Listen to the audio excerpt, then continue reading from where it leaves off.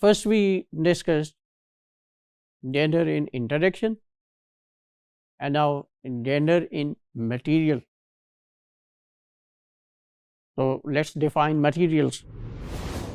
Materials refer to textbooks, charts, your helping books, workbooks, multimedia, whatever we use as learning resource in the classroom, it is called material. These materials help to teach syllabus. And what is syllabus?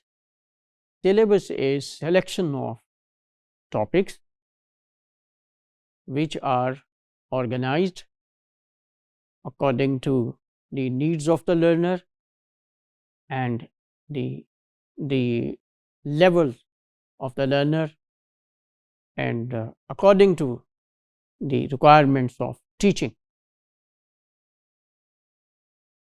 Syllabus is further guided by curriculum. And what is curriculum?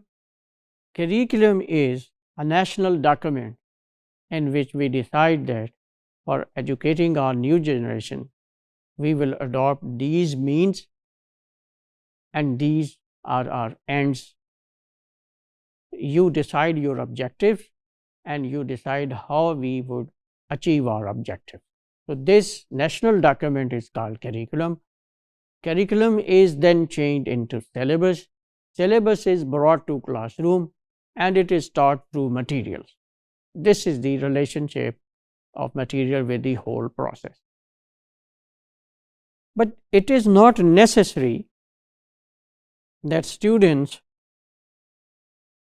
learn only what society and teacher intend to teach. From curriculum to classroom, we are guided by national aspirations, national objectives, जो कौमी मकासद होते हैं तालीम के.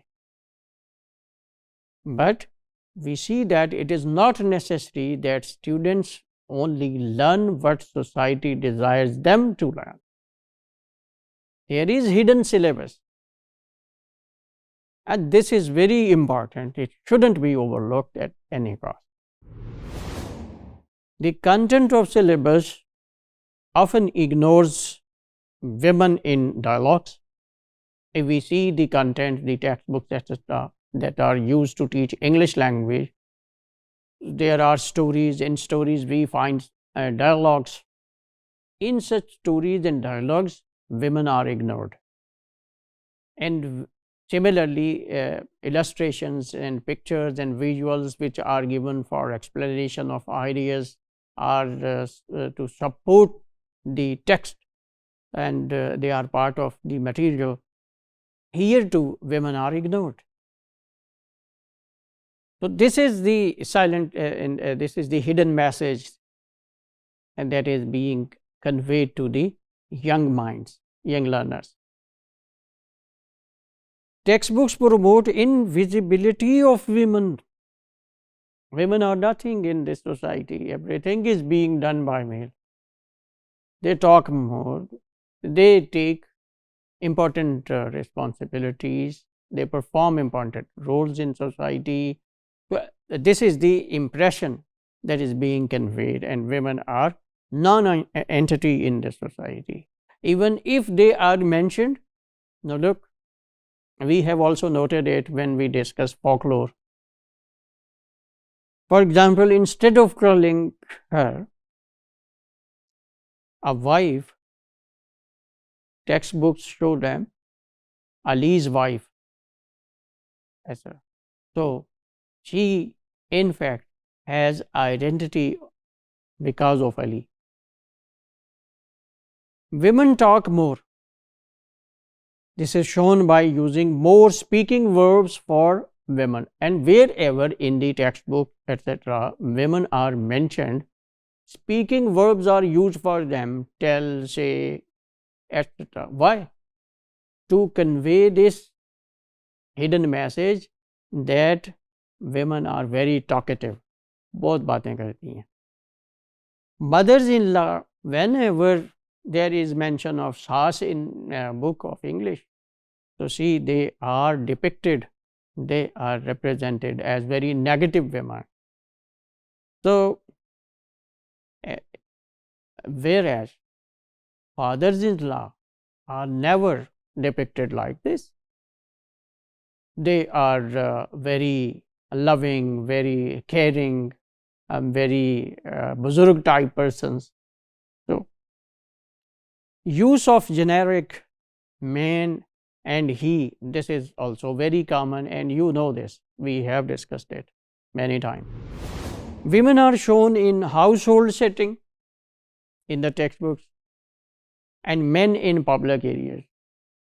They are cooking, they are cleaning floors, etc., and men are working in offices, in banks, etc. So men are more active in life and they are sporty than women. However, a global change has come against this kind of discrimination and representation of women. Now at least social exclusion of women is not acceptable. This is a kind of exclusion that you confine them only to homes, and you are conveying this message that everything done outside home, this is the domain of males. So this is a kind of exclusion. But these days, as a result of awareness, education, and global movements, this is not acceptable. As a result, sexist language in textbooks is not allowed anywhere in any part of the world, including Pakistan. The kind of language that shows any discrimination. We conclude that materials used for language teaching may be used for stereotyping. I have used the term may, that this is possible. This is not actually the case, and especially these days this is not at all the case.